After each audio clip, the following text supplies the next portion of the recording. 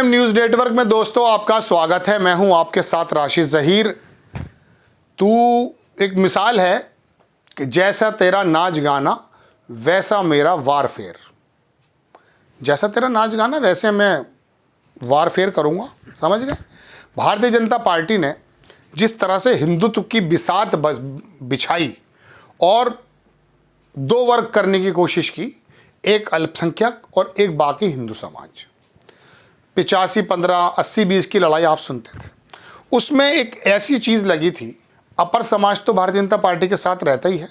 कल मैंने एक प्रोग्राम बनाया था कि 50% ओबीसी, जिसके अंदर बड़ा हिस्सा भारतीय जनता पार्टी की तरफ जाता है, जब तक इसमें सेंध नहीं लगेगी तब तक इंडिया अलायंस या कोई भी दल जीत नहीं सकता।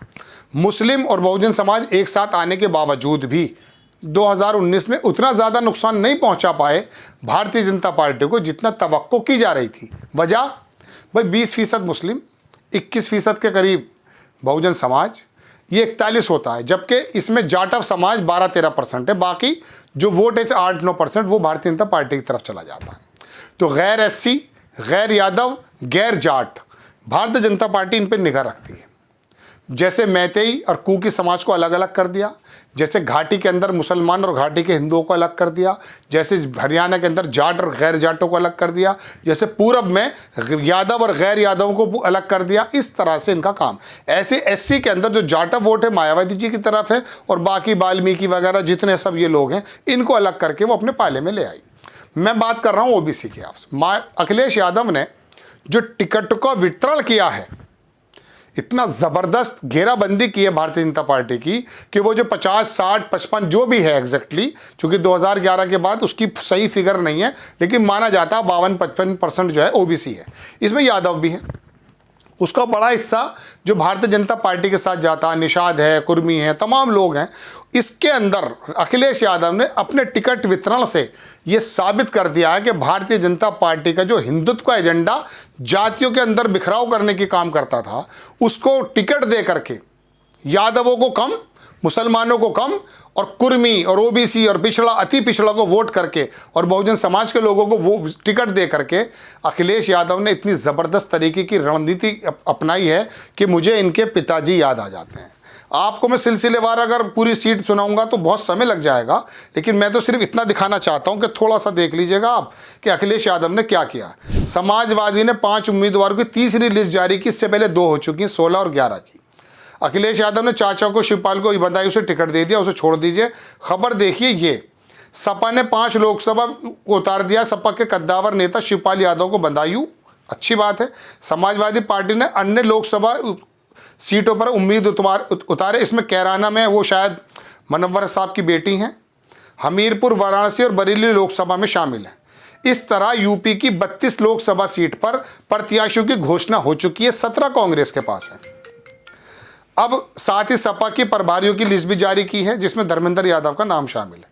ये आप देखेंगे पहली जो आखिरी तीसरी लिस्ट है, इसके अंदर इकरा हसन, शिवपाल यादव, परवीन सिंह एरन बरेली में कद्दावर नेता, श्री अजय सिंह राजपूत और पटेल सुरेंद्र सिंह पटेल प्रत्याशी हैं वाराणसी से। अब थोड़ा सा नीचे को आएंगे आप, इसके अंदर बाकायदा उन्होंने जो दिखाया है, समाजवादी ने इससे पहले 27 लोकसभा सीट पर उम्मीदवारों की घोषणा की थी। सोमवार को 11 सीटों पर उम्मीदवारों की घोषणा की है, जिसमें गाजीपुर वगैरह ये हैं। अफजाल अंसारी को गाजीपुर, जहाँ से मनोज सिन्हा लड़ते थे, ज़बरदस्त कॉम्बिनेशन है, मुस्लिम तादाद ज़्यादा है, मनोज सिन्हा भी हार गए थे बहुत सारा काम करने के बाद। हरिंदर मलिक इनके बेटे विधायक भी हैं और ज़बरदस्त इनका जाटों में मुजफ्फरनगर में पोजीशन है। इसी पर जयंत चौधरी से थोड़ी लड़ाई भी चल रही थी।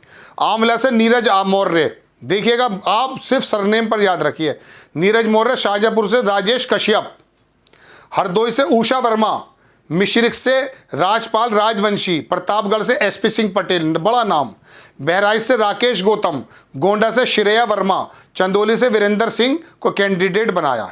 ये आप सरनेम से अंदाज़ा कर सकते हैं कि किस समाज का प्रतिनिधित्व अखिलेश यादव ने किया है।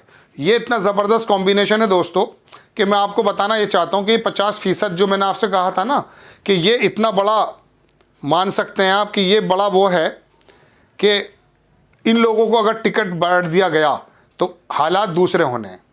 आपको मैंने बताया। एक चीज़ और देखिए आप, 16 जो लोग थे उसके अंदर क्या हालात थे, 11 ओबीसी थे, एक मुस्लिम, एक दलित, एक ठाकुर, एक टंडन, एक खत्री, 11 ओबीसी। मैंने कहा ना सबसे बड़ा तबका यही है, इसी को प्रतिनिधित्व दे रहे हैं अखिलेश यादव।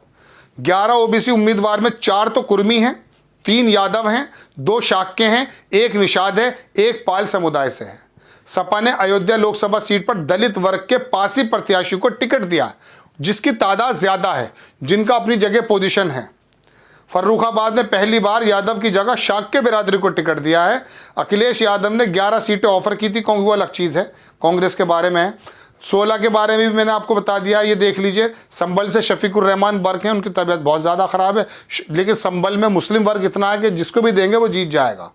मुरादाबाद, संभल, रामपुर, कन्नौज, आजमगढ़, ये सीटें ऐसी हैं, बदायूं, ये सीटें ऐसी हैं दोस्तों कि यहाँ समाजवादी पार्टी का ज़बरदस्त प्रदर्शन है। ये तो ये समझ लीजिए कि पिछली बार जो पुलवामा हुआ था ना, इस वजह से, वरना मुलायम सिंह 38-27 सीटें, 37 सीटें पहले जीत चुके हैं। फिरोजाबाद से अक्षय यादव, मैनपुर से डिम्पल यादव, एटा से देवेश शाक्य, बदायूं से धर्मेंद्र यादव, खीरी से उत्कर्ष वर्मा, दरोहा से आनंद भदौरिया, उन्नाव से अनु टंडन, इनके फादर भी कांग्रेस के बड़े नेता थे शायद, लखनऊ से रविदास मेहरोत्रा, बड़ा नाम है। रविदास जयंती पर तो भी मायावती ने भी कटाक्ष किया था प्रधानमंत्री पर। फर्रुखाबाद से नवल किशोर, अकबरपुर से राज रामपाल और बांदा से शिव शंकर सिंह पटेल, अवधेश प्रसाद, फैजाबाद से अंबेडकर से लालजी वर्मा, बड़ा नाम है, ज़बरदस्त। मैं इनकी एक एक सीट वार भी आपको आने वाले वक्त में थोड़ा सा वीडियो बनाने की कोशिश करूंगा कि किसके क्या क्या आंकड़े, 4-4, 5-5 सीटें लेकर मैं आपको बताने जा रहा हूँ। अंबेडकर से लालजी वर्मा, बस्ती से राम प्रसाद चौधरी और जनाब मन, बांदा से शंकर सिंह पटेल, ये मैंने आपको बता दिया। गोरखपुर से काजल निषाद, गोरखपुर पहले समाजवादी पटखनी दे चुकी है इन्हीं निषाद वोटों पर। बहुत बड़े बड़े इसके अंदर ऊपर से वो आने हैं जो मैंने आपको बताए हैं, ज़बरदस्त तरीके का। ये अगर वेस्ट यूपी की अगर आप बात करेंगे तो मैंने आपसे कहा कि मुजफ्फरनगर से हरिंदर मलिक, और ये नीरज मौर्य जो है ना, स्वामी प्रसाद मौर्य के बिल्कुल राइट हैंड माने जाते थे पहले, इनका ज़बरदस्त पोजीशन है, उनके जाने के बाद उनको खड़ा कर दिया गया। तो दोस्तों ये अखिलेश यादव का इतना ज़बरदस्त तरीके का कॉम्बिनेशन है कि वो जो हिंदुत्व की आग लगाकर बिरादरी के अंदर जो वर्गीकरण करने की कोशिश करती थी, मैंने कहा ना 50% वोट तो ओबीसी है, इसके अंदर ही सेंध लगाने की ज़रूरत है, तब जाकर भारतीय जनता पार्टी का जो ये भरम्बा है ना, ये जब टूटेगा। और मुलायम सिंह, अखिलेश यादव, काशीराम और पुराने जितने नेता मैं आपसे कई बार नाम लेता हूं, इन लोगों ने इसी वाली बेल्ट पर काम किया था।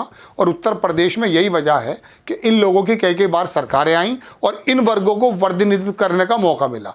अखिलेश यादव ने भारतीय जनता पार्टी के हिंदुत्व को जातिवाद समीकरण बिठाकर इतना ज़बरदस्त घेराबंदी की है कि उत्तर प्रदेश के रिजल्ट बिल्कुल उलट भी आ जाएं तो आप ज़्यादा परेशान मत होइएगा।